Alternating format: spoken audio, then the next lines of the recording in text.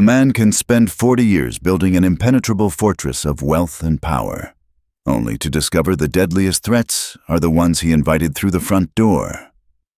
My name is Arthur. I am 68 years old, and for the better part of my adult life, I have been a builder, a fighter, and a survivor.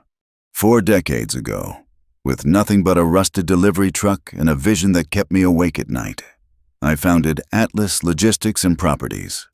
Through recessions, aggressive market shifts, and ruthless competitors, I grew that single truck into an empire. Today, Atlas controls a massive fleet of transport vehicles, massive automated warehouses across the country, and prime commercial real estate that generates millions in revenue every single quarter. I have always prided myself on my sharp mind, my unyielding intuition, and my ability to see a bad deal from a mile away. But when it came to my own flesh and blood, my vision was completely blinded by hope and unconditional love.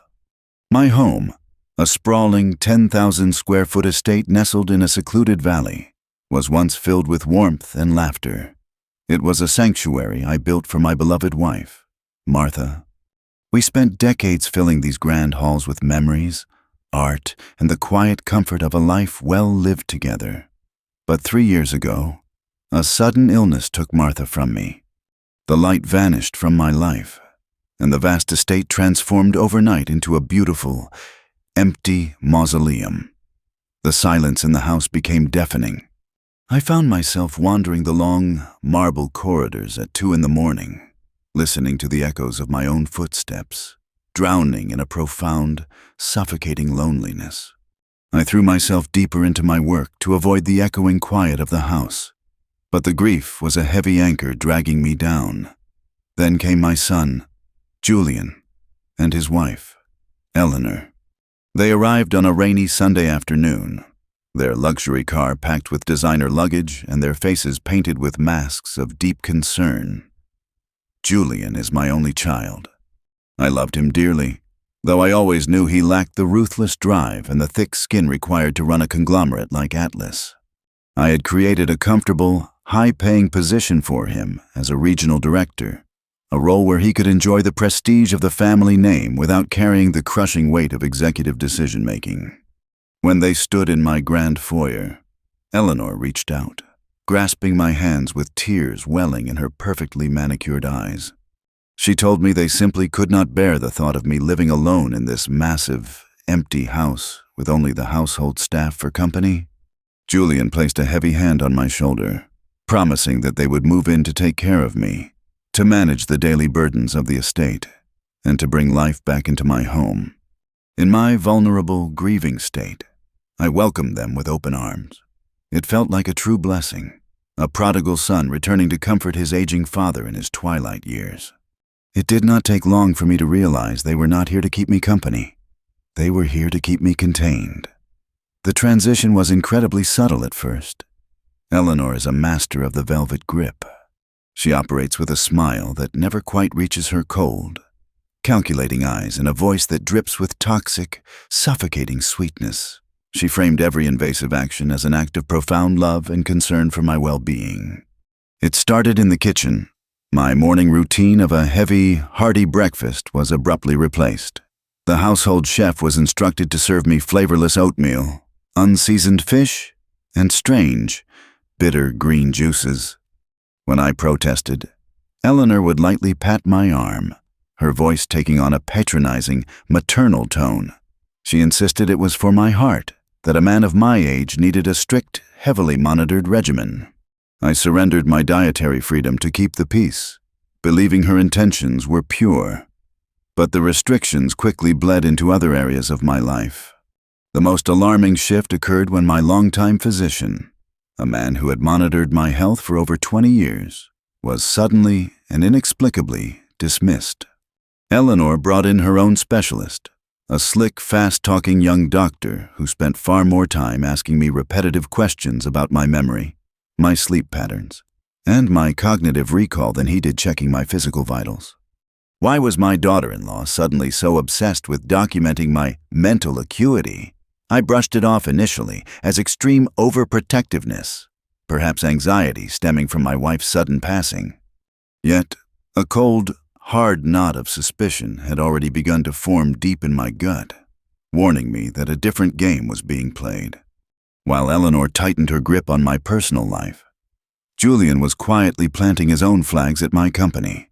Over the past few months, I had started to reduce my hours at the corporate headquarters, choosing to manage operations from my home study. Julian saw this not as a father taking a well-deserved breather, but as a vacuum of power waiting to be filled. He began occupying the executive boardroom on a daily basis.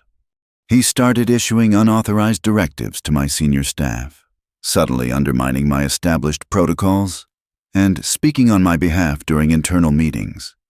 He spoke loudly about modernizing my life's work, treating the company culture I spent 40 years building as if it were an obsolete relic. Worse still, I caught him invading my privacy. On 2 separate occasions, I walked into my home study to find Julian rummaging through my private, locked filing cabinets.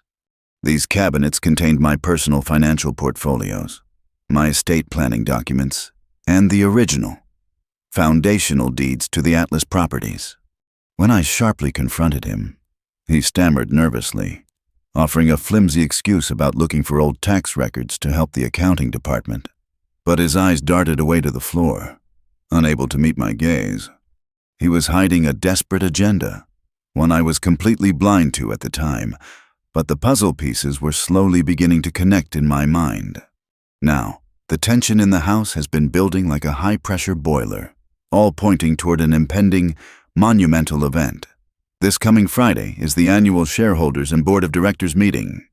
For a publicly scrutinized, heavily invested corporation like Atlas, it is the most critical day of the year. I have spent the last 6 months meticulously crafting a massive 5-year expansion plan that will push Atlas into international markets. More importantly, I am scheduled to formally announce to the board my unwavering commitment to remain as the active chief executive officer for the duration of that 5-year plan. I am sharp, I am highly capable, and my vision for the future of my company has never been clearer or more aggressive.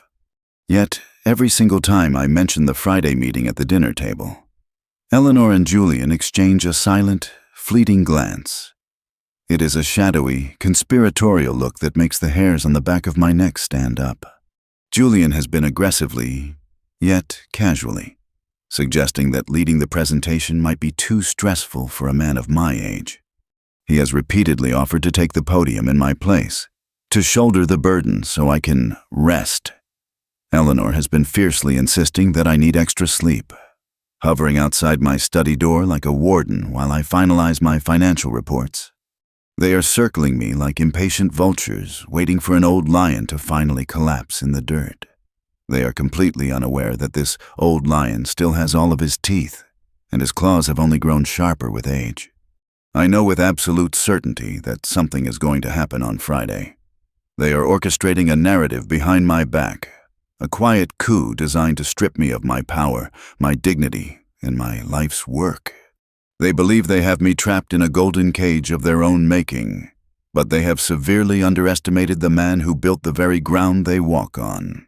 The morning of the board meeting arrived not with the bright promise of a new corporate era, but with the cold, creeping sensation of a predator stalking just outside my door. It was exactly 6 o'clock in the morning. I sat behind my massive mahogany desk in my private study, bathed in the soft amber glow of my brass reading lamp. Spread out before me were the final quarterly financial reports and the heavily guarded 5-year expansion manifesto. I traced the columns of figures with my gold pen. My mind was a steel trap. I felt the familiar, thrilling hum of adrenaline that always preceded a major corporate battle. At 68 years old, I was as sharp, focused, and unyielding as the day I negotiated my first warehouse lease. Julian and Eleanor had spent months trying to convince me, and perhaps the rest of the world, that I was a fading relic, a man losing his grip on reality. But sitting there, absorbing the complex logistical data of Atlas Logistics and Properties, I knew the absolute truth. I was the king of this jungle, and I was not ready to abdicate my throne. The heavy oak door to my study creaked open, breaking my intense concentration. Eleanor floated into the room, wrapped in a plush silk robe, carrying a small polished silver tray. The aroma hit me before she even spoke. It was a pungent, overwhelmingly earthy scent of unfamiliar herbs mixed with something sickeningly sweet, like rotting floral perfume. She placed a steaming ceramic mug delicately on the edge of my desk, setting it right over my neatly stacked logistical charts. Her smile was a flawless, terrifying mask of manufactured devotion. She leaned in, her voice dripping with that familiar, cloying, maternal tone she reserved specifically for me when she wanted to assert control. She told me I had been working far too hard, that my eyes looked terribly strained in the low light, and that she had brewed a special, ancient herbal blend to calm my nerves before the massive board meeting. I stared at the dark, murky liquid. It looked like standing swamp water. I politely declined, reaching instead for my usual silver carafe of black coffee. But Eleanor was relentless. Her perfectly manicured hand shot out, covering the rim of my coffee cup with surprising speed. Her voice hardened by a fraction of a degree, a subtle but unmistakable command slipping through her sweet, daughterly facade. She insisted I drink her tea right then and there, claiming she had spent over an hour preparing it specifically to boost my cognitive focus for the big day. She stood over me, arms crossed, refusing to leave until I took a sip, before I could flatly refuse and spark a loud morning argument. The sharp, intrusive ring of Eleanor's cell phone shattered the quiet tension. She glanced at the screen, and, for a split second, a flash of genuine panic crossed her face. Who was calling her at 6:15 in the morning on the day of my most important board meeting? It was a question that immediately burned a hole in the back of my mind. She offered a hasty excuse, stepping hurriedly out into the hallway and pulling the heavy study door mostly shut behind her to take the call in private. I was left alone in the room, or so I thought. From the shadowed corner of the study, near the towering floor-to-ceiling bookshelves, Maria emerged. Maria had been the primary housekeeper of this estate for over 30 years. She had helped my late wife arrange the flowers for our silver anniversary. She had bandaged Julian's scraped knees when he was a little boy playing in the gardens. She was not just household staff, she was the invisible, loyal, beating heart of this house. For the past few months, however, she had been unusually quiet, keeping her head down and her eyes averted whenever Eleanor was in the room. Now, she moved toward my desk with frantic, silent urgency. She carried a feather duster as a prop, but her worn hands were trembling violently. Maria leaned across the polished mahogany of my desk, her dark eyes wide with unadulterated terror. She looked at the steaming mug of dark tea, then up at me. In a voice barely louder than a breath, she delivered a warning that chilled the blood in my veins. She begged me not to drink the tea. She told me to trust her, her voice cracking with suppressed emotion and fear, before swiftly retreating back into the shadows just as the hallway floorboards creaked. I have built my entire empire on trusting my gut and trusting the right people. Maria had never lied to me in 3 decades of service. Eleanor had done nothing but manipulate me since the day she moved her designer luggage into my foyer. The choice was not a choice at all. As the study door began to swing open, I grabbed the ceramic mug. Next to my desk sat a massive, thriving Boston fern, a beautiful, vibrant plant my wife Martha had cultivated for years before she passed.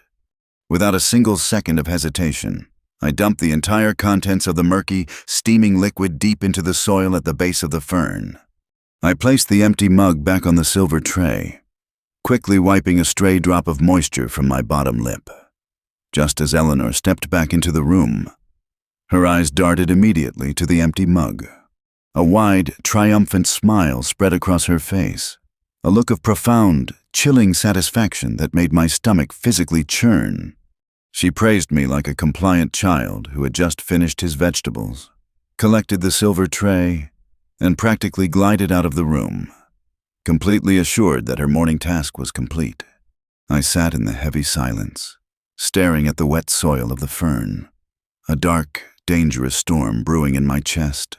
I returned to my financial reports, but the numbers blurred on the page. I was no longer preparing for a corporate presentation. I was preparing for a war inside my own home. 3 hours later, it was time to leave for the corporate headquarters downtown. I had showered, shaved, and dressed in my sharpest charcoal suit. I felt a surge of defiant energy, ready to face the board of directors and secure my legacy. I walked back into the study to collect my leather briefcase and my secure folders. As I reached across the desk, my gaze fell upon the Boston fern in the corner, and the breath left my lungs in a sharp, painful gasp. The vibrant emerald green fronds that had been perfectly healthy at 6 o'clock that morning were now a horrifying, unnatural shade of black. The thick leaves were entirely shriveled, curling inward like burned pieces of paper. The stalks drooped pathetically over the edge of the large ceramic pot, completely devoid of life. The soil itself seemed to emit a faint, acrid chemical odor that burned the back of my throat. It looked as though someone had poured pure, unadulterated battery acid directly into the root system. I stood frozen in my study, staring at the devastating botanical casualty. A cold sweat broke out across my forehead. That toxic, destructive sludge was meant for my stomach. It was meant to enter my bloodstream. What chemical nightmare had my own daughter-in-law attempted to feed me on the most important morning of my professional life? And more horrifyingly, what exactly was it supposed to do to my mind while I stood in front of the Atlas Board of Directors? The answer hit me with the crushing force of a freight train. They did not want me out of the picture permanently. A sudden passing leaves a clear will and a massive, legally locked estate that takes years to probate. They wanted me incapacitated. They wanted me to stand at that podium, lose my train of thought, slur my words, and publicly self-destruct in front of the most powerful investors in the city. They wanted the board of directors to witness the tragic, undeniable cognitive collapse of Arthur the Great Titan. It was a meticulously designed stage play, paving the way for Julian to step in as the reluctant, heroic son, taking emergency control of the company for the good of the family. I gripped the leather handle of my briefcase until my knuckles turned stark white. The sheer agony of my own son's ultimate betrayal ripped through my heart, tearing away the last shreds of my paternal blindness. The grief was instantly replaced by a cold, desolate wasteland of fury. They had tried to poison my mind, humiliate me publicly, and steal the legacy I built with my bare hands. They truly believed I was just a frail, trusting old man sipping herbal tea in his twilight years, easily manipulated and easily discarded. They were about to learn a devastating, ruinous lesson about what happens when you try to overthrow a king in his own castle. A boardroom can feel exactly like an execution chamber when you know the people smiling warmly at you are the very ones who built the gallows.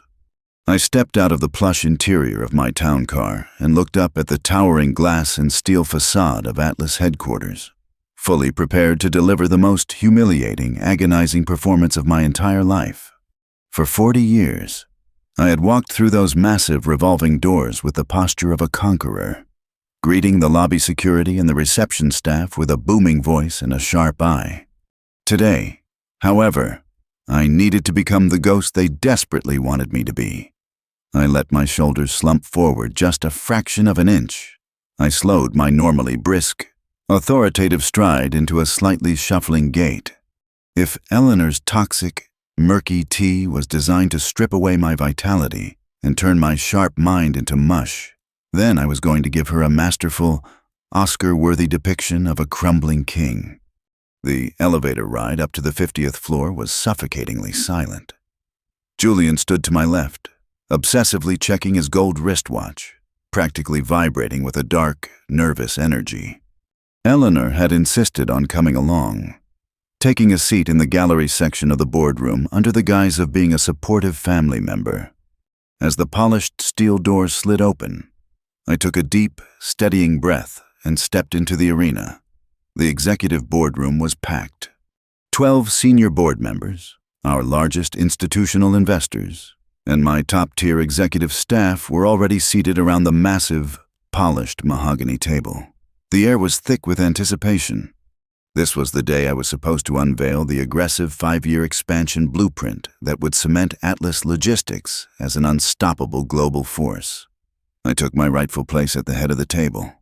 Julian sat immediately to my right, leaning in far too close, invading my space like a hawk circling a wounded animal. Eleanor sat perfectly still in the corner, her hands folded primly in her lap, wearing a deeply convincing mask of saintly concern. I stood up to take the podium, gripping the edges of the wooden stand tight enough to splinter the grain. I looked out at the faces of men and women I had made incredibly wealthy over the decades. Then, I began the charade. Instead of my usual commanding baritone that could cut through any murmuring crowd, I forced my voice to sound thin, reedy, and slightly raspy. I started reading from the executive summary, but I intentionally blurred my words. I allowed my gaze to drift vaguely toward the large bay windows. Losing my place in the meticulously typed document, I needed to make the failure spectacular, yet utterly believable for a man of 68. I flipped clumsily to the second page and misquoted a vital financial statistic. I stated that our projected quarterly revenue increase would be a mere $50,000, completely butchering the actual figure of $50 million. A heavy, intensely uncomfortable silence instantly descended upon the room. I saw the chief financial officer adjust his glasses, a look of pure shock rippling across his face. 2 board members at the far end of the table exchanged a rapid, worried glance. I stood there, letting the heavy, dreadful silence stretch on, blinking rapidly as if I were hopelessly lost in a dense fog. I rubbed my temples, forcing a look of absolute bewilderment onto my face. The trap snapped shut precisely on schedule. Julian stood up slowly, pushing his heavy leather chair back with a loud, dramatic scrape. He placed a gentle, patronizing hand on my shoulder. The sheer falseness of his touch made my skin crawl with revulsion. His voice dripped with rehearsed, sickly sweet sympathy that echoed perfectly off his wife's morning performance. He spoke loudly enough for the entire room to hear, asking if I was feeling all right, stating that I had been working far too late into the night and that my health was simply too fragile for this level of extreme stress. Before I could even offer a feigned protest, Julian smoothly slid the presentation binder out from under my hands. He gently guided me back to my seat, treating me with the fragile caution one might use on a toddler or a completely helpless invalid. The profound indignity of it burned like acid in my chest, but I kept my face slack and my eyes cast downward. Julian stepped up to the podium. He did not miss a single beat. He launched into the 5-year projection with a practiced, slick confidence. He had clearly memorized my entire strategic brief behind my back. He commanded the room, answering questions from the investors, projecting the image of a vigorous, capable young leader stepping up to save the day in a moment of tragic, unforeseen crisis. While he spoke about supply chain logistics and warehouse automation, I watched the subtle, horrifying, silent conversation happening right in front of me. Every time Julian made a strong point, he would casually glance over at Eleanor in the gallery.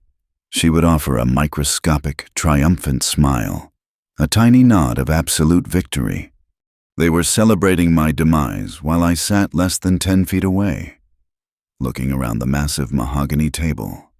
The reality of their success settled over me. The board members were no longer looking at me with respect or anticipation. They were looking at me with profound pity. They were whispering behind their hands, scratching out nervous notes on their legal pads. My credibility, built over 40 grueling years, was bleeding out onto the boardroom floor, sitting in that plush leather chair, playing the part of the confused and rapidly declining elder. My mind was actually racing at a terrifying, lightning speed. The horrific picture was finally complete. They were not merely trying to humiliate me. They were systematically establishing a highly public, heavily documented medical and professional history of severe cognitive collapse. They needed this exact performance on the official corporate record for a very specific, devastating legal maneuver they were secretly planning. A maneuver I would have to uncover the second I got back to the estate.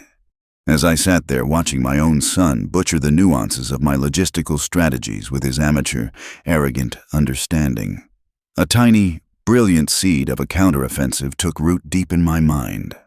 It was a strategy so profoundly ruthless, so perfectly insulated, that by the time they realized what hit them, they would be left with absolutely nothing but the clothes on their backs. When the grueling 2-hour meeting finally concluded, the atmosphere was thick with awkward, suffocating sympathy. Old colleagues, men I had fiercely debated and conquered in business deals, came up to shake my hand with soft, patronizing grips. They told me to go home, to rest, to let the younger generation carry the heavy lifting for a while. I nodded weakly, offering them a vacant, tired smile. Julian practically paraded me out of the boardroom, holding me by the elbow like a fragile piece of antique glass. Eleanor met us at the elevator banks, wrapping a thick cashmere scarf around my neck despite the mild temperature in the building, cooing loudly about getting me home to my comfortable bed. I surrendered to their aggressive caretaking. I let them guide me into the back of the waiting town car. The long ride back to the sprawling valley estate was entirely silent. Julian and Eleanor sat opposite me, their hands subtly intertwined, their eyes gleaming with the intoxicating rush of their successful coup. I leaned my head against the cool glass of the window, staring out at the passing city skyline, maintaining the hollow, defeated mask of a broken man. But beneath that fragile, exhausted exterior, the fire of 1,000 suns was roaring to life. They thought they had successfully poisoned the king and stolen the crown. They had no idea that I was already mentally drafting the blueprints to burn their stolen castle to the ground. The silence of a 10,000-square-foot house at 2 o'clock in the morning is a heavy, suffocating thing, especially when you know your executioners are sleeping peacefully just down the hall. I lay awake, staring at the molded ceiling of my master bedroom, listening to the rhythmic ticking of the grandfather clock in the corridor. I had perfectly played the role of the exhausted, defeated old man all evening, allowing Eleanor to spoon-feed me weak soup and herd me into bed by 8 o'clock. But beneath the thick down comforter, I was fully dressed in dark clothing. When I was absolutely certain the massive estate was completely asleep, I slipped out of my room and made my way down the grand curving staircase, my steps utterly silent on the thick Persian runner. The kitchen was dark, save for the faint, pale glow of the moon slicing through the large bay windows. Sitting at the massive marble island, holding a mug of warm milk with fiercely trembling hands, was Maria. She looked up as I emerged from the shadows, her eyes red and terribly swollen from crying. I pulled up a heavy wooden stool next to her, speaking in a whisper so low it barely disturbed the air in the room. I thanked her for saving my life that morning, acknowledging the tremendous risk she took by warning me. Maria broke down, covering her weathered face with her hands. Between muffled, terrified sobs, she poured out a horrifying stream of confessions she had been carrying like heavy stones in her apron pockets. She told me about the trash bins in Eleanor's private master bathroom. Over the last 3 weeks, Maria had found several small, unlabeled glass vials tossed haphazardly into the garbage, reeking of the exact same bitter, rotting chemical scent that had completely destroyed my wife's beautiful fern. But the chemical poison was only the beginning of their nightmare. Maria had also been dusting the upstairs hallway when she overheard Eleanor on her cell phone, speaking in hushed, excited tones about power of attorney clauses and highly secure, locked-down luxury-assisted living facilities. They were actively shopping for my permanent prison, a sterile place where I would be medically sedated, stripped of my dignity, and entirely forgotten. I placed a comforting hand over Maria's trembling fingers, promising her that I was entirely in control and that she needed to simply keep playing her part as the submissive housekeeper. I had spent 40 years building safety nets that even my own son knew absolutely nothing about, and it was finally time to pull the ripcord on the very first one. After sending Maria back to her quarters with a reassuring nod, I did not return to my bedroom. Instead, I descended the narrow, winding stone steps into the cavernous wine cellar beneath the estate. The damp, earthy smell of the cellar was a stark contrast to the sterile, heavily perfumed air Eleanor had forced into the rest of my house. Past the dusty, towering racks of vintage Bordeaux, in a dark, forgotten corner hidden behind a massive stack of empty oak barrels, lay a loose stone in the heavy foundation. I pried the stone away, revealing a small, biometric floor safe I had secretly installed 2 decades ago. Julian now monitored all my primary bank accounts, eagerly tracking every single dollar I spent from his laptop, but he had absolutely zero access to the hidden ghosts of my past. I pressed my thumb to the glowing scanner. The heavy steel door clicked open with a satisfying thud. Inside rested $50,000 in unmarked, crisp $100 bills, along with a thick, heavy black burner phone I kept fully charged for extreme emergencies just like this. At 3 o'clock in the morning, standing in the damp chill of the underground cellar, I powered on the phone and dialed a secure number I had committed to memory 15 years ago. The line rang exactly twice before a gravelly, deeply awake voice answered. It was Vance. Vance was not a standard, cheap private investigator who snapped grainy photos of cheating spouses. He was a complete phantom, a high-end corporate espionage specialist who operated entirely off the grid and answered to no one but his wealthy clients. Back in my aggressively expansionist days, Vance was the ruthless shadow I hired to uncover the hidden financial liabilities of my fiercest competitors before I launched a hostile takeover. I told him I needed his absolute best work, completely immediately, and heavily off the books. I gave him Eleanor and Julian's full names, instructed him to dig into every single phone call, encrypted email, and private meeting they had conducted over the last 6 months. I promised him $25,000 up front in a dead drop and another $25,000 upon final delivery. Vance simply grunted his gruff agreement and severed the connection. The hunt had officially begun. The next 4 days were a grueling, agonizing test of my psychological endurance.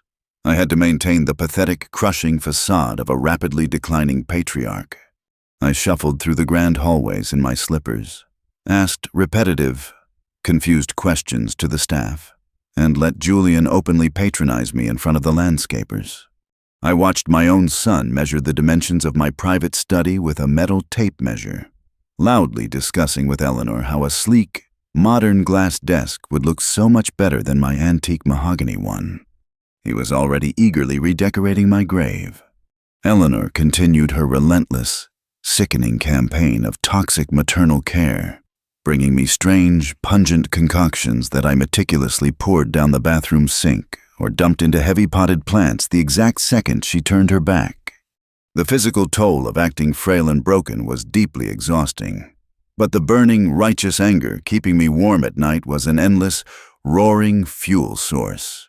On the 5th night, a heavy, thick manila envelope arrived, securely wedged beneath the false bottom of a decorative stone planter near the rear service gate, exactly as Vance and I had meticulously arranged.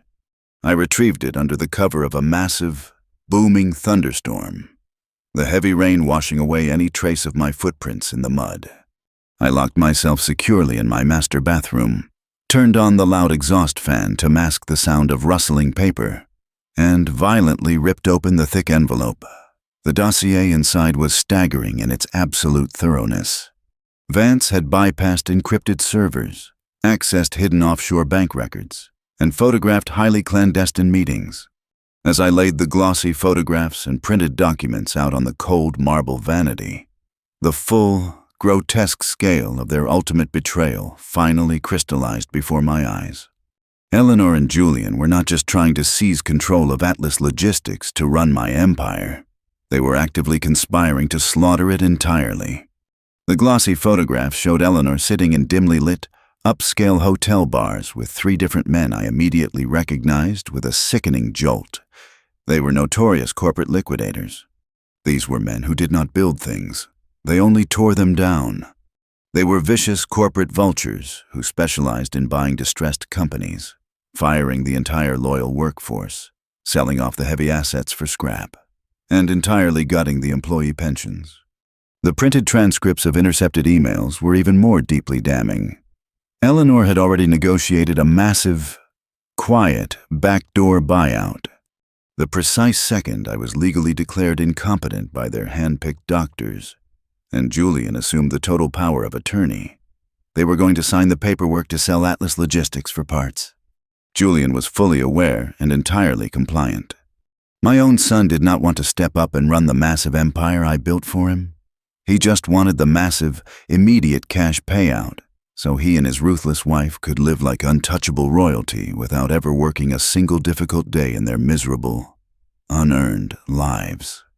They were going to throw thousands of my incredibly loyal employees out onto the cold street, destroying countless families just to line their own expensive silk pockets.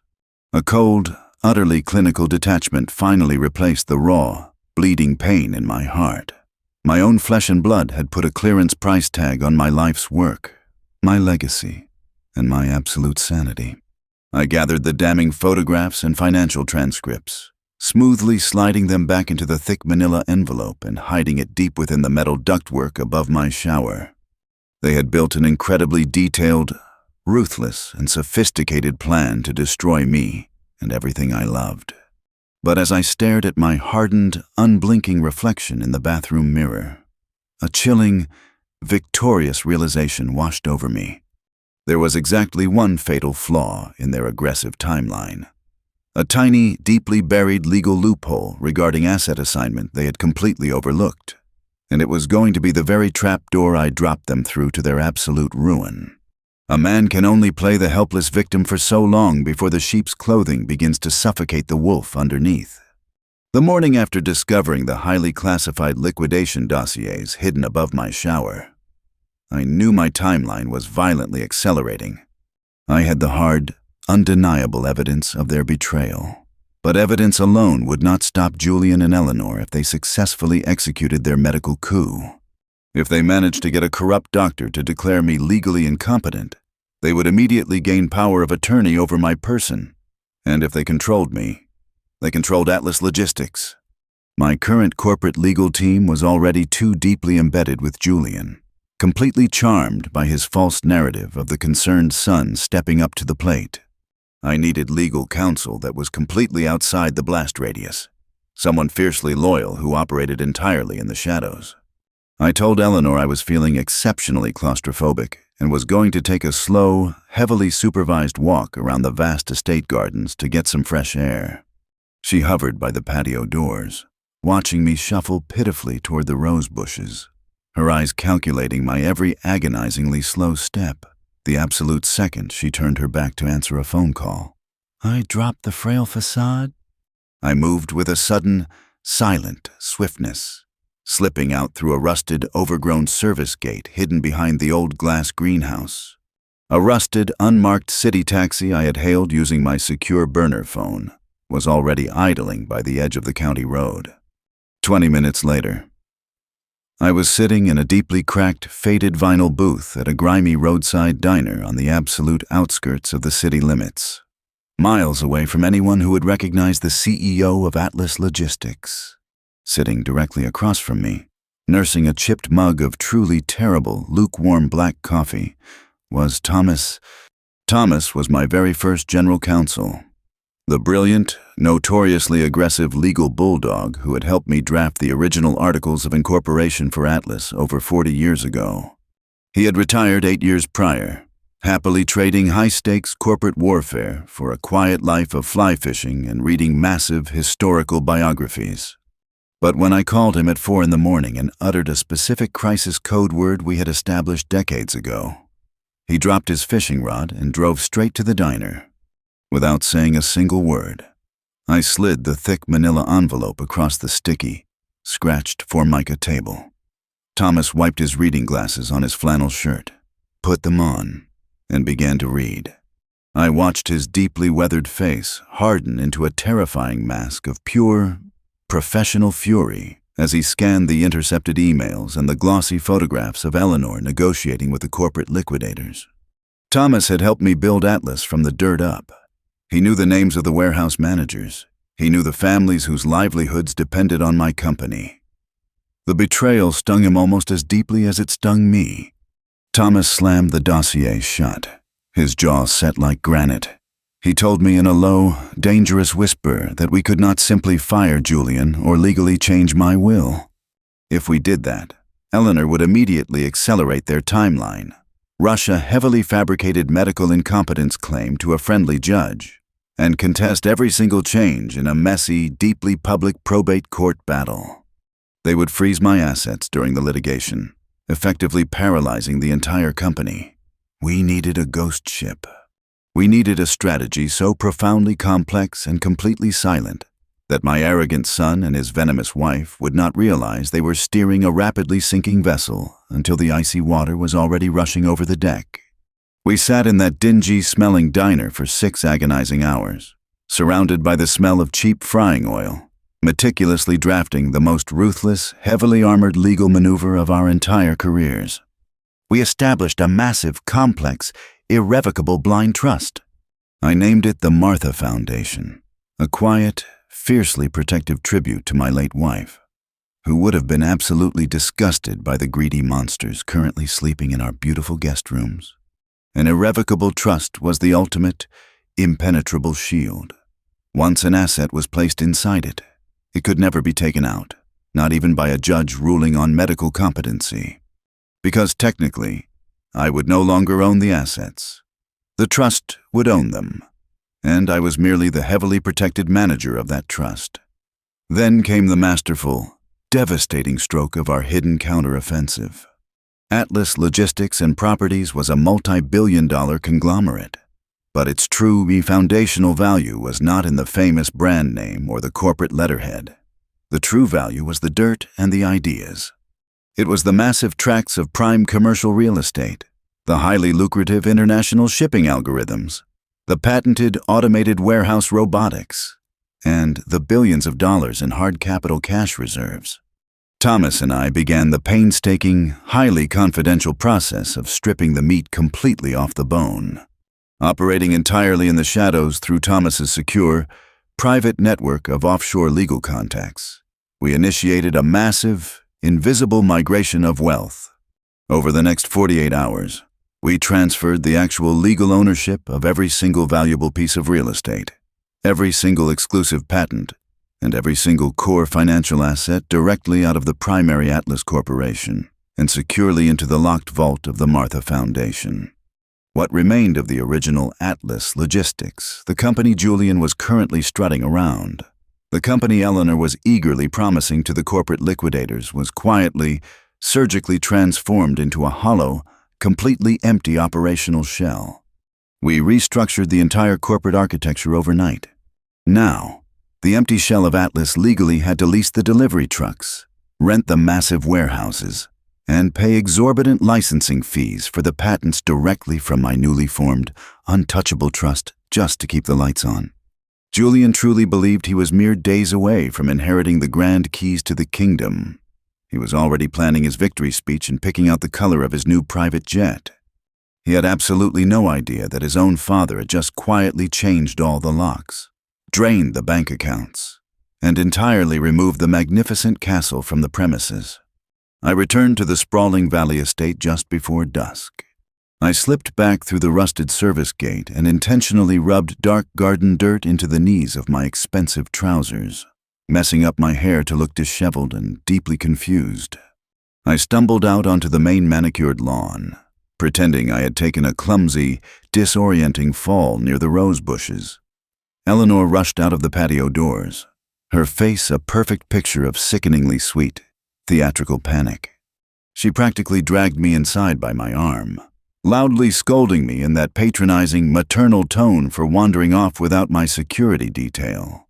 She brushed the dirt from my knees, her eyes gleaming with the absolute certainty that my mind was finally, entirely gone.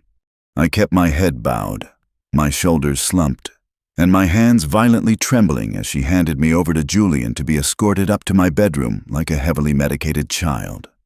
I played the frail, broken old fool flawlessly, apologizing weakly for causing them so much unnecessary worry. I let them close my heavy oak bedroom door, locking me in for the night. As the latch clicked shut, I stood up completely straight in the darkness of my room. A cold, magnificent smile finally broke across my face. The greatest legal heist in modern corporate history was quietly finalizing in the background, and the trap was now flawlessly, perfectly set. The most dangerous place to stand during a massive avalanche is right at the bottom, looking up and admiring the beautiful, falling snow. That was precisely where Julian and Eleanor had confidently pitched their luxury tent, entirely oblivious to the jagged mountain of rock and ice I was about to drop directly onto their heads. Over the next 2 weeks, I became the absolute, undisputed master of my own pathetic, carefully choreographed demise. I understood that to sell the grand illusion of my surrender, I had to make them believe their insidious psychological and chemical warfare was achieving a flawless victory. Eleanor continued her relentless morning routine, bringing me her steaming mugs of dark, pungent, and chemically laced herbal tea. I would accept the ceramic mug with a violently trembling hand, offering her a weak, entirely vacant smile. The absolute second she turned her back to check her phone or adjust the heavy velvet drapes, I would swiftly and silently pour the toxic sludge straight down the master bathroom sink, running the hot water tap on full blast to wash away the sickeningly sweet, rotting floral odor. I would then leave the empty mug on my bedside table, wiping a single drop of clean water across my bottom lip. To complete the physical performance, I adopted the posture of a man completely crushed by the weight of his own failing mind. I spent countless hours sitting in the oversized wingback chair near the bay window, staring blankly out at the manicured estate lawns, letting my jaw hang slightly slack. I intentionally lost my train of thought mid-sentence during our deeply uncomfortable family dinners. I began asking Maria, my fiercely loyal housekeeper, who was entirely in on the secret, what day of the week it was, making sure my voice was just loud enough to carry down the grand hallway to where Eleanor was eavesdropping. It was a deeply exhausting, humiliating physical toll to play the broken fool in my own castle, but the sheer, agonizing indignity of it only poured highly combustible fuel onto the raging fire of my impending retaliation. As my feigned cognitive decline rapidly accelerated, Julian's deeply buried arrogance exploded into full, unrestricted view. He completely abandoned the paper-thin facade of the deeply concerned, loving son. He began strutting through the grand marble corridors of my home like a newly crowned, tyrannical emperor who had not yet won a single actual battle on the field. The disrespect became suffocatingly overt. One Tuesday afternoon, I slowly shuffled into my private study to find Julian casually sprawled in my Italian leather executive chair. His expensive Italian loafers were resting carelessly on the edge of my antique, polished mahogany desk, the very desk where I had negotiated the foundational contracts that paid for the expensive private schools he attended. He was loudly dictating an order on his cell phone to a high-end, ridiculously overpriced interior design firm, aggressively demanding they rip out my classic, heavy wood bookshelves and replace them with sterile, soulless modern glass and chrome fixtures. He barely even acknowledged my presence when I walked into the room. He simply waved a dismissive hand in my direction, continuing his loud, arrogant conversation. A few days later, the insult deepened. I was sitting on the back patio when I heard the unmistakable, roaring, mechanical thunder of a high-performance engine tearing violently down the long gravel driveway. It was my prized, ultra-rare vintage sports car. It was a beautiful, powerful machine I had spent 5 painstaking years meticulously restoring with my own 2 hands, pouring blood and sweat into the engine bay on the weekends.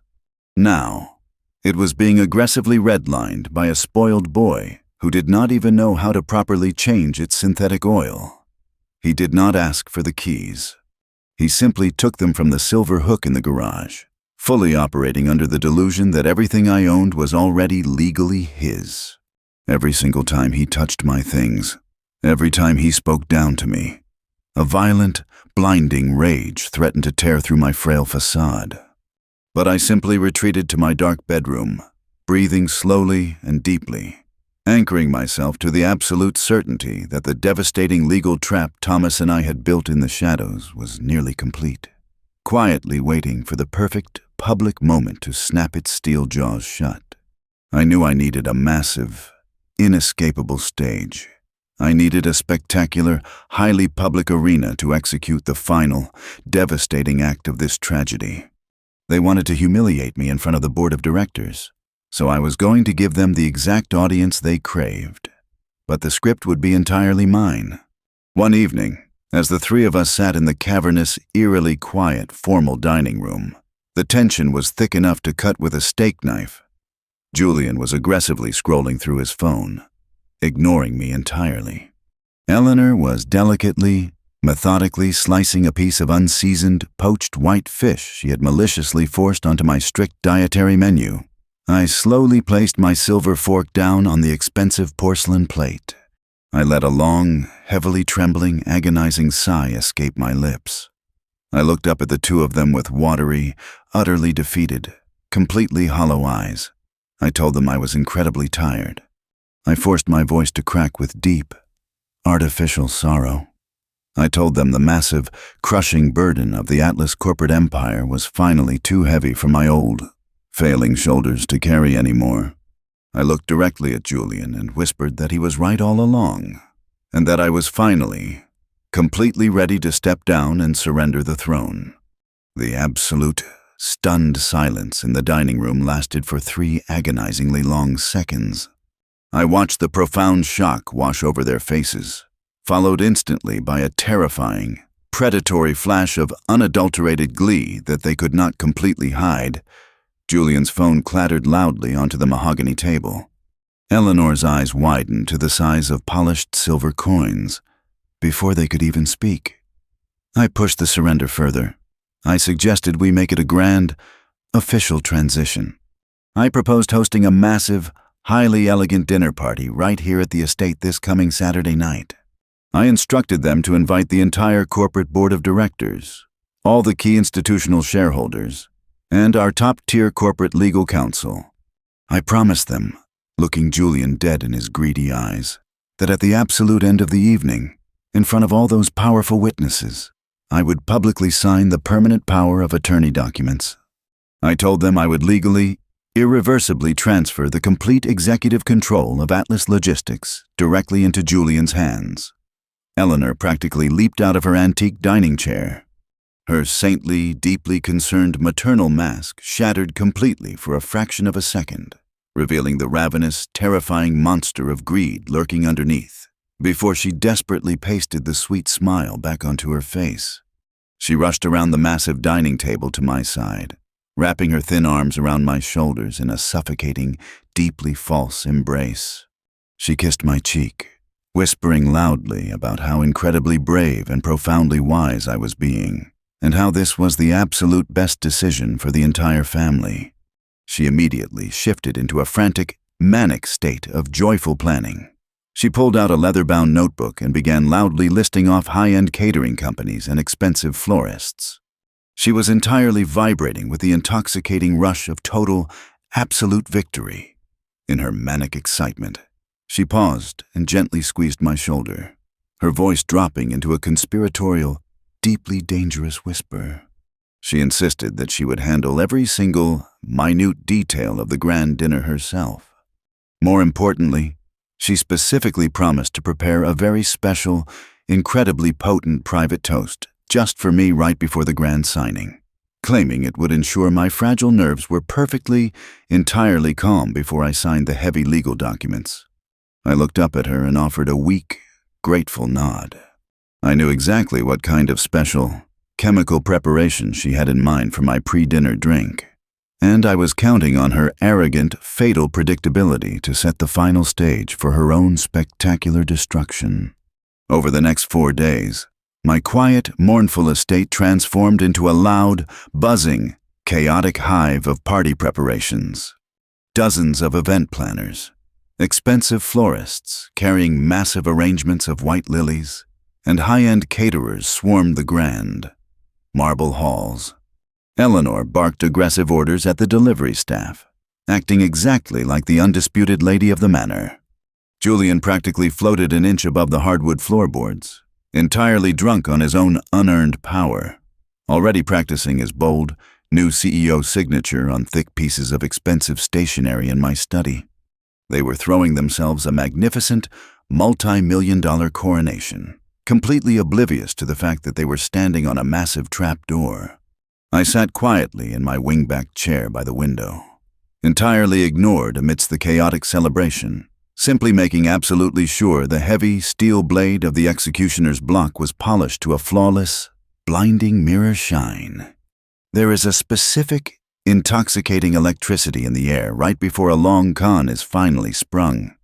A heavy silence that always precedes the devastating roar of the avalanche. Tonight, that silence hung thick over my grand dining room, masking the sharp scent of absolute ruin. It was exactly 7 o'clock in the evening, and my sprawling valley estate had been entirely transformed into a glittering, high-society theater for my own scheduled execution. The massive gravel driveway was choked with luxury sedans and stretch limousines. Inside, the cavernous formal dining room was a sea of expensive tailored suits and glittering diamonds. The entire board of directors of Atlas Logistics was present, their faces painted with a sickening mixture of forced sympathy and hungry anticipation. But my eyes immediately locked onto 3 specific men standing near the towering marble fireplace. They were the corporate liquidators, the ruthless vultures from the photographs Vance had secured for me. They stood there swirling expensive scotch in their crystal glasses, laughing quietly among themselves. Eleanor's breathtaking arrogance had actually compelled her to invite the very men she hired to dismantle my life's work to celebrate her impending, fraudulent coronation. She truly believed the ink was already dry on my death warrant. I watched the liquidators whispering in the corner, completely unaware that the vast ocean of wealth they were drooling over had already evaporated into thin air. Julian was working the room like a seasoned, arrogant politician who had just won a landslide election. He was laughing far too loudly, slapping the shoulders of my oldest colleagues, and eagerly pointing out the architectural changes he planned to make to the massive estate once I was permanently out of the picture. Eleanor was gliding through the crowd in a stunning, midnight blue designer gown, playing the tragic, fiercely loyal daughter-in-law to absolute perfection. She graciously accepted their condolences regarding my rapidly failing health, dabbing her dry eyes with a silk handkerchief. Yet, her cold, calculating gaze constantly darted back to the heavy leather portfolio resting at the head of the massive dining table. That portfolio contained the absolute surrender, the complete power of attorney documents, and my immediate, irrevocable resignation as Chief Executive Officer. At 7:30, as the catering staff began to softly chime the dinner bells, Eleanor approached my heavy wooden armchair situated in the quietest corner of the room. She carried a small, ornate silver tray bearing 2 identical, heavy crystal tumblers filled with 2 fingers of my favorite, wildly expensive aged scotch. Her smile was a terrifying, flawless construction of pure malice wrapped in sugary sweetness.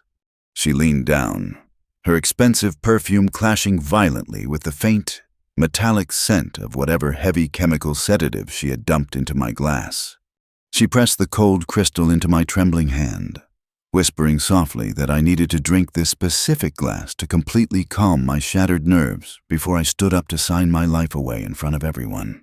She then walked over and placed the second, completely untainted glass precisely at Julian's place setting at the head of the table, ensuring her golden boy had a clean, celebratory drink waiting for him. The seating arrangement for the grand dinner was meticulously planned by Eleanor to maximize my public humiliation. I was seated to Julian's immediate right at the head of the massive mahogany table, positioning him as the true alpha of the room.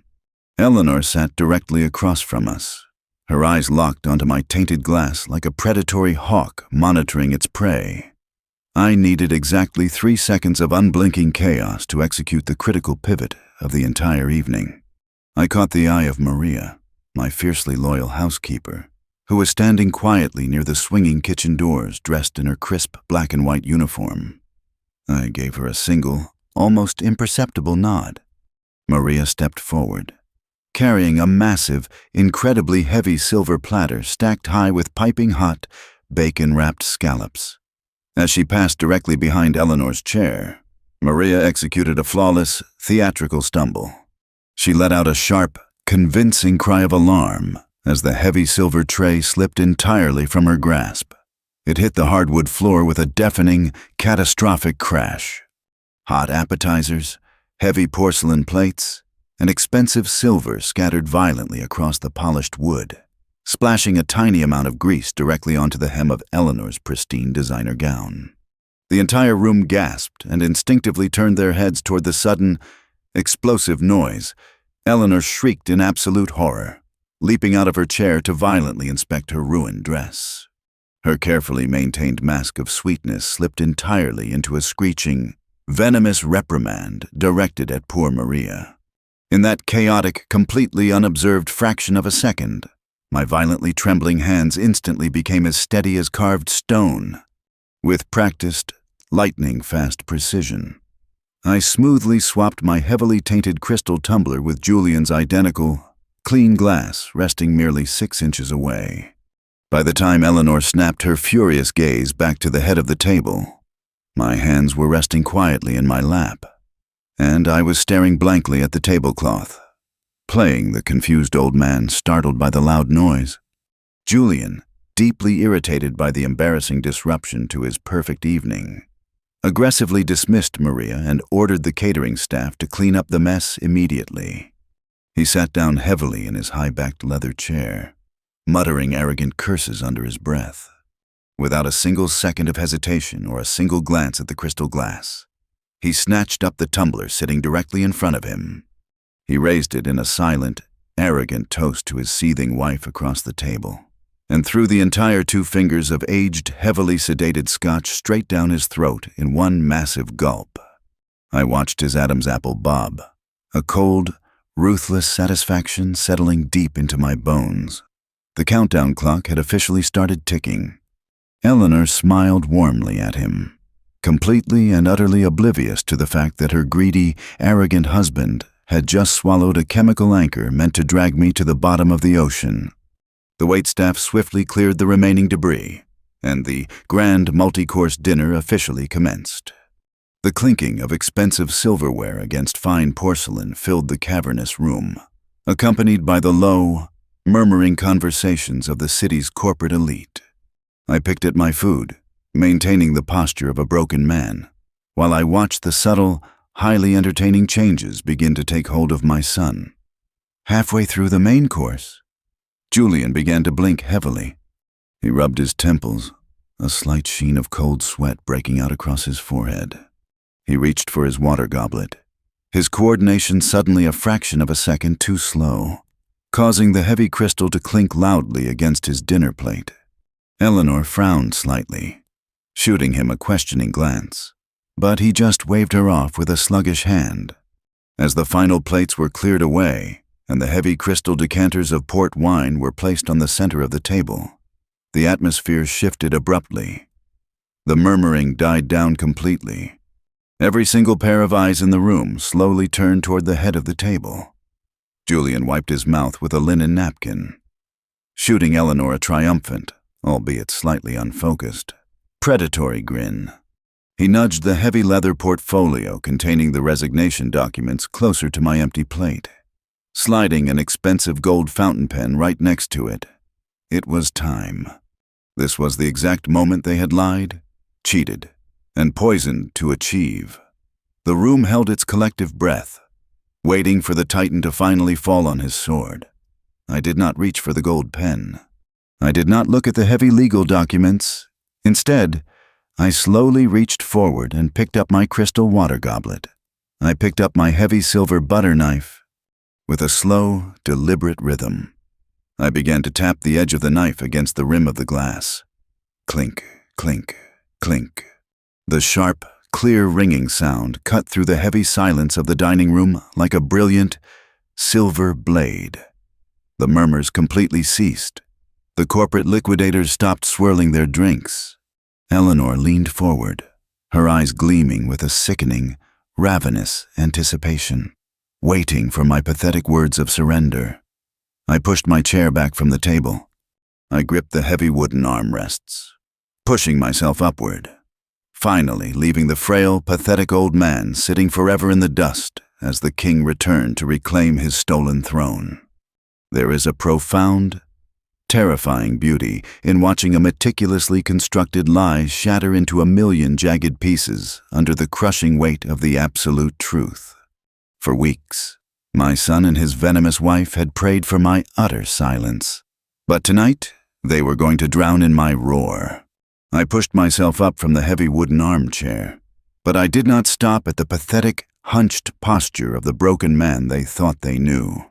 I rolled my shoulders back, pulling my spine perfectly straight for the first time in over a month. I took a deep, commanding breath, feeling the familiar and thrilling rush of adrenaline flood my chest. The violent, feigned tremor in my hands vanished instantly, replaced by the steady, unyielding stillness of a predator that had finally cornered its prey. I reached out, picked up the heavy leather portfolio containing the power of attorney documents, and tossed it casually over my shoulder. It hit the polished hardwood floor behind me with a loud, dismissive thud. The collective gasp from the long dining table was immediate. Eleanor's, flawless, maternal smile instantly froze, fracturing into a mask of pure, unadulterated panic. She half rose from her chair, her manicured fingers gripping the edge of the mahogany table tight enough to turn her knuckles stark white. She stammered my name, her voice high and wavering, desperately trying to command me to sit back down and read the papers. But the frail, confused elder she had been chemically torturing was completely dead and gone. I looked directly into her terrified, calculating eyes, and I spoke, instead of the reedy, pathetic whisper I had been using for weeks. My voice erupted from my chest with the booming, resonant baritone that had commanded boardrooms and built a logistics empire from the ground up. I announced to the dead silent room that I would not be signing a single, solitary piece of paper that evening. The sheer, overwhelming force of my voice physically pushed Eleanor back into her seat. The board of directors stared at me in absolute, paralyzed shock. The man they had been pitying all night was suddenly towering over them, radiating an aura of total, terrifying authority. The sudden, violent shift in my demeanor was only the opening act of their destruction, and the true nightmare I had prepared for them was waiting just off stage. I reached inside the breast pocket of my tailored charcoal suit and withdrew a small, sleek black remote control. I pressed the top button, and a low, mechanical hum instantly filled the cavernous dining room. Directly behind me, descending smoothly from a recessed slot in the molded ceiling, a massive, high-definition projector screen lowered over the grand, painted portrait of the estate. Eleanor's eyes darted frantically between the remote in my hand and the descending screen, her chest heaving with sudden, trapped breaths. Julian, who was sitting just inches to my right, blinked heavily, his brow furrowing as he tried to process the sudden deviation from his perfect, arrogant script. I pressed the second button on the remote. The projector flared to life, casting a brilliant, blinding square of light across the darkened dining room. The screen illuminated with a massive, crystal-clear, high-resolution photograph. The entire room erupted into a cacophony of shocked murmurs and sharp intakes of breath. The photograph displayed Eleanor, sitting in a dimly lit, wildly expensive hotel bar downtown. She was leaning across a small cocktail table, smiling a predatory, conspiratorial smile. Sitting directly across from her in the photograph were three men in sharp suits. I turned my powerful gaze away from the screen and looked directly at the far end of my dining table. I pointed a steady, accusing finger at the three corporate liquidators who were currently sitting in my home, drinking my vintage wine. I did not give a single person in the room a chance to speak. I launched into a devastating, relentless monologue, laying bare every single sickening detail of their betrayal. I told the board of directors exactly who those three men were. I explained, in excruciating, highly documented detail, the secret, backdoor negotiations Eleanor had been conducting for the past 6 months. I clicked the remote again. The photograph was replaced by a massive projection of intercepted, highly incriminating emails. I read the damning words aloud, my booming voice echoing off the vaulted ceilings. The emails explicitly detailed their plan to have me declared medically incompetent by a heavily bribed physician, completely bypassing the board's authority to grant Julian immediate power of attorney. I clicked the remote a third time, projecting the financial term sheets. The entire room fell into a horrifying, deadly silence as the board members read the numbers. Eleanor and Julian were not planning to run Atlas Logistics. They had already agreed to a massive, immediate cash buyout with the liquidators. They were going to sell off the heavily automated warehouses for pennies on the dollar, completely gut the massive employee pension funds, and fire thousands of incredibly loyal workers just to secure a massive, unearned golden parachute for themselves. I watched the faces of my oldest colleagues transform from utter shock into pure, violently boiling outrage. The institutional investors glared at Eleanor with a disgust so profound it practically burned the air in the room. The three liquidators at the end of the table looked like they wanted the polished hardwood floor to open up and swallow them whole, completely trapped in the blinding spotlight of their own toxic greed. While I systematically dismantled their entire future, the heavy chemical sedative Eleanor had so carefully prepared for my destruction finally hit Julian's bloodstream with the unstoppable force of a runaway freight train. The 2 fingers of tainted scotch he had arrogantly swallowed in one gulp were now aggressively shutting down his central nervous system. He gripped the heavy wooden arms of his chair, attempting to stand up and defend his utterly ruined wife, but his legs were completely useless. He managed to push himself halfway up before his knees violently buckled. He crashed heavily back into his chair, causing it to tip precariously backward before slamming back onto all 4 legs. The sudden, uncoordinated movement sent his arm flailing across the table. His heavy hand collided violently with a large crystal decanter filled with dark, vintage port wine. The decanter shattered against a silver serving platter, sending a massive wave of dark red wine bleeding rapidly across the pristine white linen tablecloth, dripping onto his expensive trousers. The entire board of directors turned to look at my son. Julian's head lolled heavily to the side. His eyelids were drooping, revealing only the whites of his eyes. A thick string of saliva pooled at the corner of his mouth. He tried to speak, attempting to aggressively command the room as he had done for weeks. But the heavy narcotic turned his arrogant words into a pathetic, incomprehensible, deeply slurred groan. He told them I did not know what I was talking about, but he sounded exactly like a heavily intoxicated, entirely incompetent fool who belonged in a hospital, not a boardroom. Eleanor screamed his name, scrambling out of her chair and rushing to his side, but the damage was absolutely, irreversibly done. The corporate elite sitting at my table looked at Julian not with the respect due to a young, visionary leader, but with the profound, sickened revulsion one reserves for a dangerous, unstable liability. Any microscopic shred of credibility Julian had managed to falsely manufacture over the last month evaporated into thin air right in front of their eyes. He slumped forward, his face landing squarely in his own untouched dinner plate, completely neutralizing himself from the battlefield.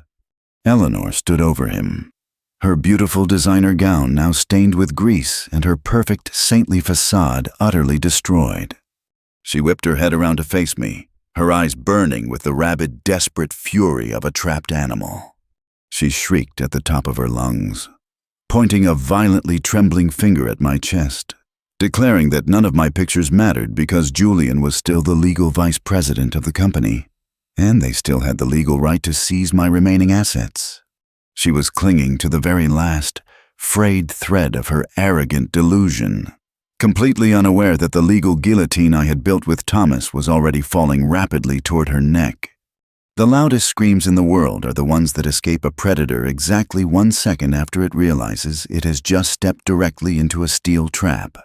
Eleanor stood at the head of my dining table, her breathtaking designer gown stained with spilled vintage wine and heavy grease, her perfectly manicured finger pointing like a violently trembling dagger at my chest. She was clinging to Julian's corporate title like a sinking life raft in a massive, churning hurricane. completely oblivious to the fact that the entire ocean she was floating on had just miraculously evaporated. She continued to shriek, her voice echoing harshly off the vaulted ceilings, desperately demanding that the board of directors recognize her husband's legal authority to assume immediate control of my remaining assets. I let her scream. I stood perfectly still and let her entirely exhaust the very last reserves of her manufactured, arrogant power. The board members sat in stunned, absolute silence, watching a woman utterly unravel and self-destruct before their very eyes. When she finally paused to gasp for air, her chest heaving with desperate, rabid fury, I simply smiled. It was a cold, desolate smile, entirely devoid of any remaining paternal warmth. I did not raise my voice to match her hysterical pitch. Instead, I calmly raised my right hand and snapped my fingers twice, a sharp, echoing sound that cut straight through the heavy, suffocating tension of the room. The grand mahogany double doors at the far end of the dining room instantly swung open. Standing in the threshold, perfectly illuminated by the bright hallway chandelier, was Thomas. My old legal bulldog had traded his retirement fishing gear for a razor-sharp, bespoke midnight blue suit. In his arms, he carried a massive, towering stack of thick, black leather binders. He walked into the dining room with the slow, measured, confident swagger of an executioner ascending the wooden scaffold.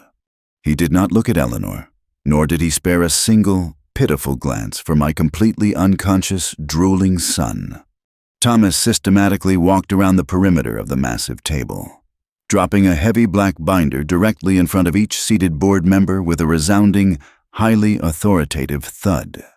I turned my attention back to Eleanor, whose terrified eyes were now darting frantically between Thomas and the ominous black binders.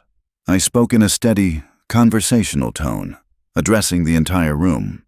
I told Eleanor that she was absolutely correct.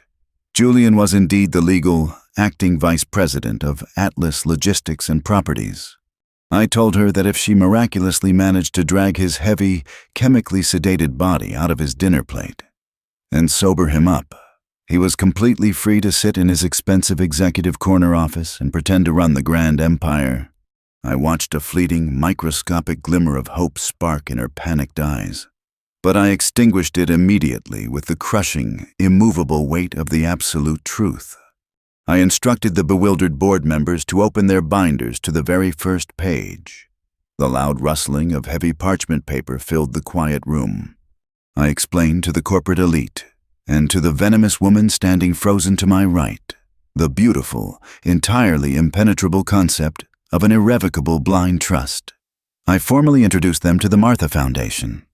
I explained that over the past 14 days, while Eleanor was eagerly poisoning my morning tea and Julian was aggressively measuring my private study for new glass furniture, Thomas and I had executed the most massive, silent corporate restructuring in the history of our lucrative industry.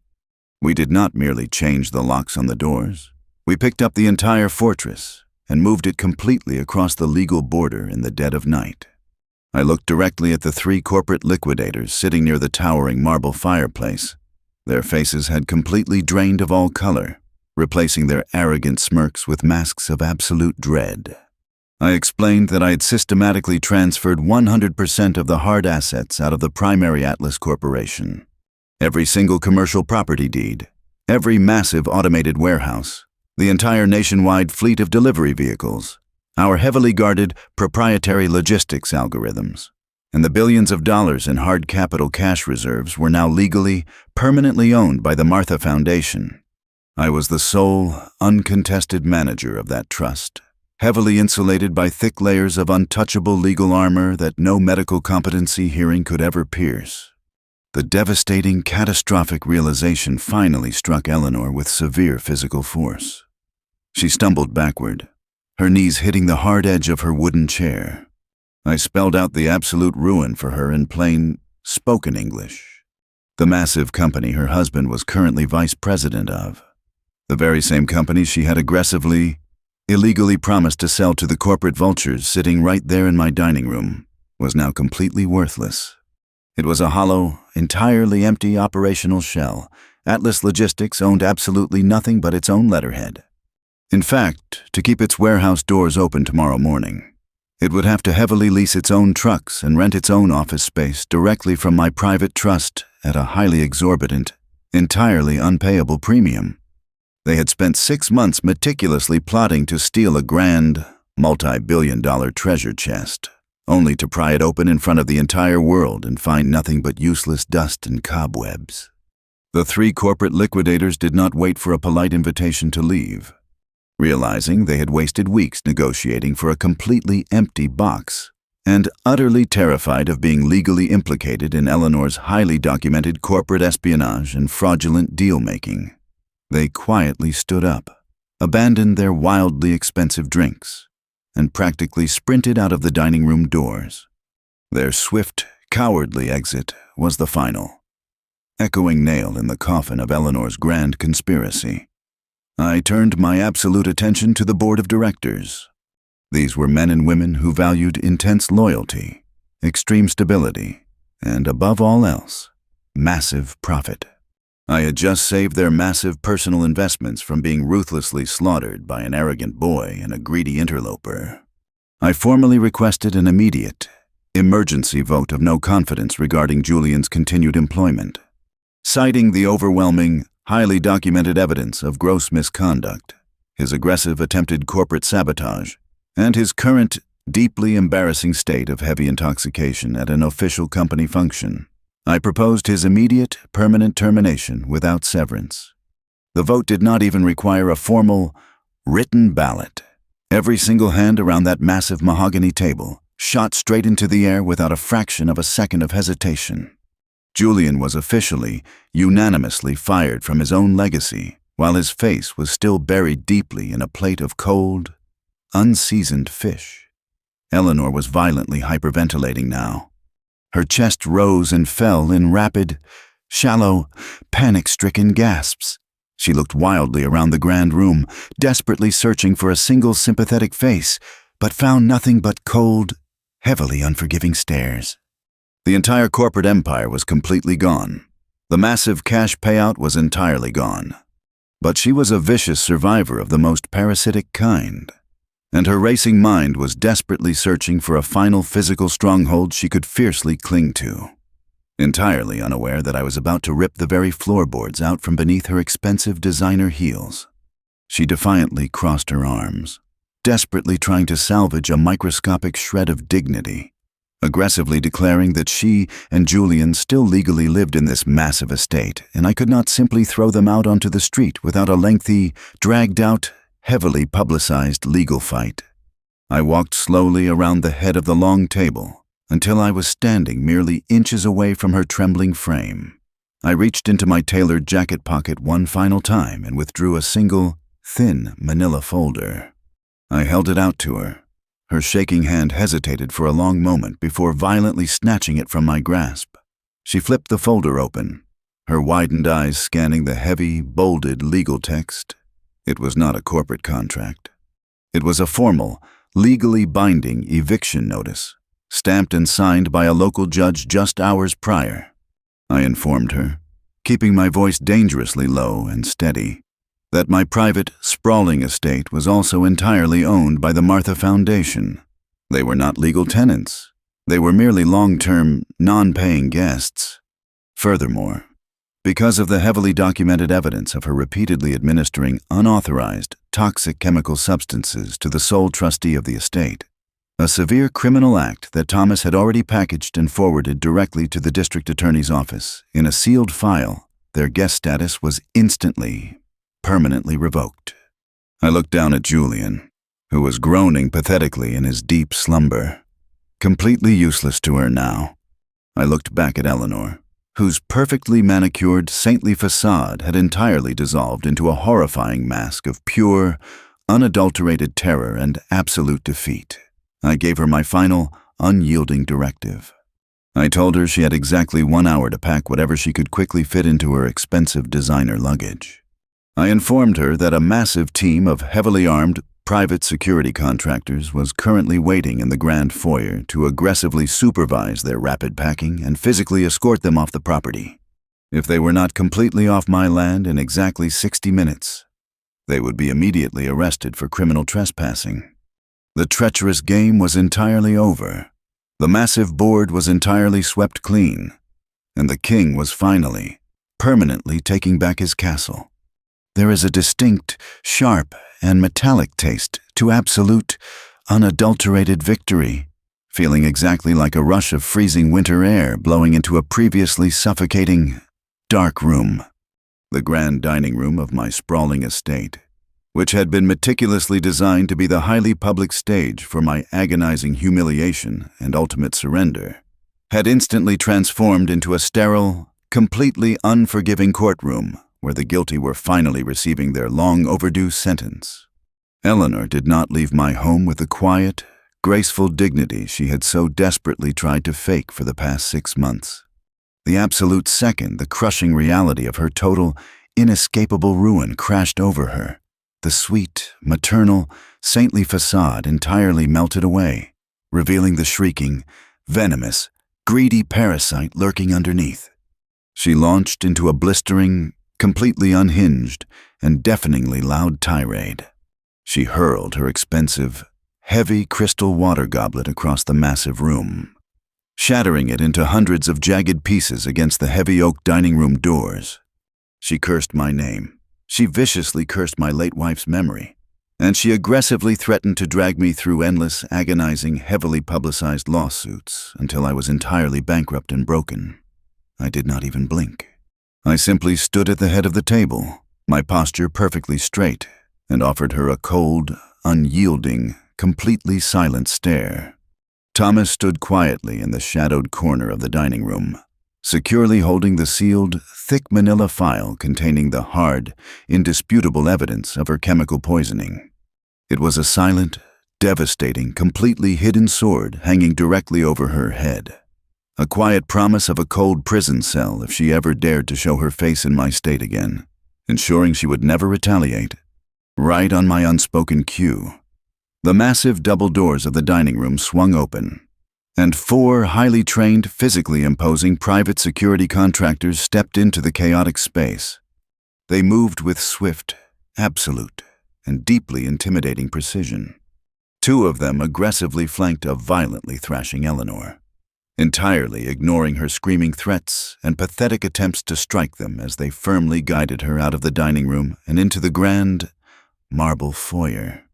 The other 2 contractors approached the head of the massive mahogany table. They unceremoniously hauled Julian's limp, heavily chemically sedated body entirely out of his high-backed leather chair.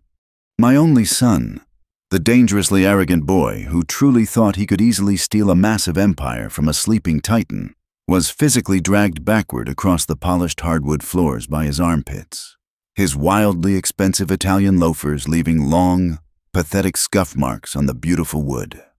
I had given them exactly 60 minutes to completely vacate the premises. I walked out into the hallway and stood quietly at the top of the grand, sweeping staircase, watching the chaotic, deeply satisfying scene unfold in the massive foyer below. Eleanor was frantically, desperately shoving her designer dresses, expensive handbags, and heavy jewelry into her luxury suitcases, completely abandoning the carefully curated, elegant image of the deeply concerned daughter-in-law. When the 60 minutes were exactly up, the seasoned security team aggressively marched them out the heavy, carved wooden front doors and into the cold, unforgiving, completely pitch-black night. They had arrived at my beautiful estate months ago in a chauffeured luxury sedan, arrogantly demanding the golden keys to a massive kingdom.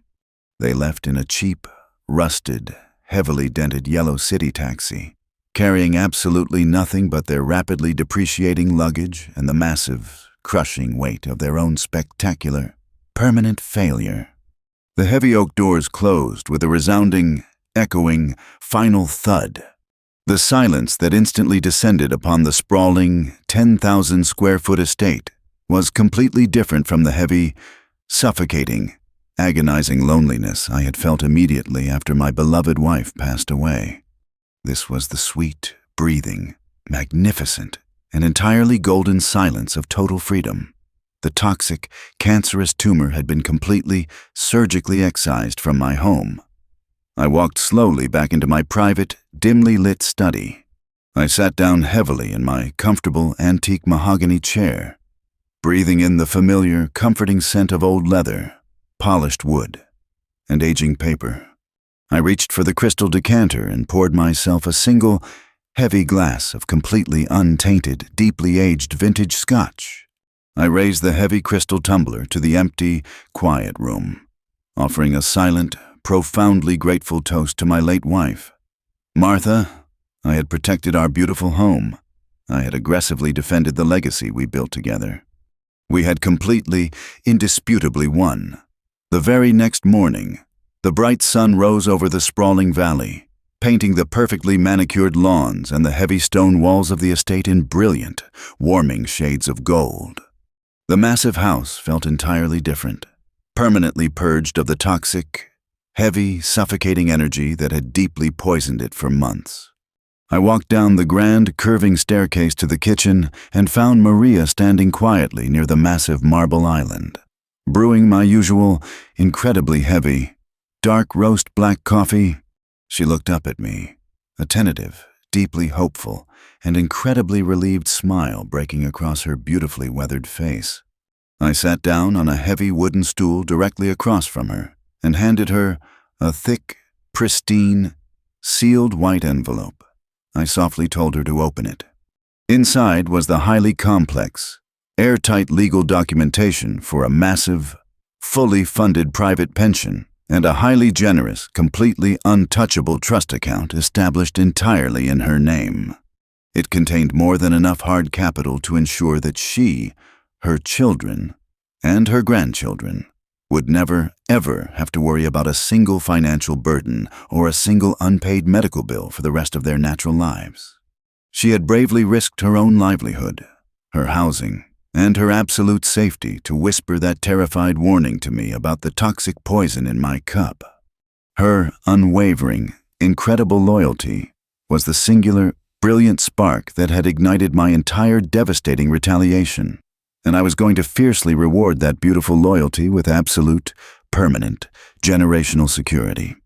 Maria wept openly, her shoulders shaking with massive relief, clutching the heavy legal papers tightly to her chest, thanking me profusely through her joyful tears. I simply reached across the marble island and held her trembling hand, telling her that true family is absolutely never defined entirely by shared blood. It is truly defined by the brave, incredibly loyal people who stand fiercely by your side when the absolute worst wolves are actively, aggressively circling your door. The corporate cleanup at the company was swift, highly efficient, and utterly merciless. I returned to the towering downtown headquarters of Atlas Logistics and Properties that very same afternoon, completely dropping the frail, heavily shuffling, pathetic act forever. I walked through the massive, towering glass revolving doors with my shoulders proudly squared, my spine perfectly straight, and my head held extremely high. The undisputed, aggressively roaring titan finally reclaiming his rightful, highly lucrative territory.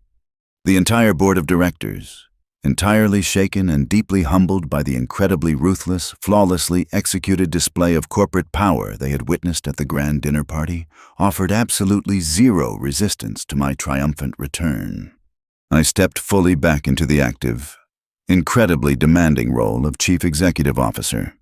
But I knew in my heart it would only be temporarily. The massive, exhausting, deeply personal battle had forcefully reminded me of a highly vital, absolutely crucial truth. I had spent exactly 40 years meticulously building a magnificent, highly profitable machine. But I had completely, entirely forgotten how to actually live a beautiful life outside of it. Over the next 6 months, I aggressively interviewed and meticulously handpicked a worthy, incredibly loyal, and highly intelligent vice president who had been faithfully with the company for over 2 decades to take over the daily, grinding operations. I firmly secured the massive, multi-billion-dollar legacy of Atlas Logistics, permanently ensuring the thousands of highly dedicated employees who heavily depended on my vision were entirely, completely protected from greedy, ruthless corporate vultures forever. With the massive company safely, securely transitioning into highly trusted hands, and my beautiful valley estate entirely free of toxic, greedy parasites, I finally stood in my study and looked closely at the massive, detailed world map hanging on my wall. For 4 incredibly long decades, I had consistently postponed beautiful vacations. I had tragically canceled grand anniversary trips, and I had entirely ignored my own deep, personal desires just to aggressively build more massive warehouses and acquire more expensive commercial land. It was finally, wonderfully time to fully reap the massive, hard-earned rewards of my own relentless labor. I picked up the telephone and booked a wildly expensive, first-class, completely open-ended ticket for a massive, comprehensive trip entirely around the world. Life is an incredibly delicate, deeply fragile, and highly complex balance of blind trust and fierce self-preservation. We all desperately want to believe the absolute, complete best in the people we share our DNA and our homes with, truly hoping that unconditional, pure love is always more than enough to completely conquer selfish greed. But when the very people you graciously invite into your safe sanctuary decide to secretly build a deadly gallows right in your backyard, you must absolutely never forget the immense, roaring strength it took to build that grand sanctuary in the first place. Never let anyone, absolutely no matter who they claim to be, forcefully convince you that your sharp mind is failing or your inherent worth is entirely diminished just because they want to easily, quietly steal what you have spent your entire life building. Always know your absolute, unyielding power. Fiercely guard your hard-earned, beautiful legacy. And never ever be afraid to ruthlessly burn down a corrupt, stolen kingdom in order to entirely save yourself. Thank you so much for taking the time to listen to my story today. If you found this intense journey of righteous, devastating payback deeply satisfying, please hit the like button, subscribe to the channel, and heavily share this video with absolutely anyone who needs a powerful, undeniable reminder of their own incredible inner strength. Please drop a comment down below with the specific word karma to let me know you stayed with me until the absolute end. And please, do not forget to hit that hype button so this video can aggressively reach far more viewers who truly love a deeply satisfying, entirely complete story of absolute justice.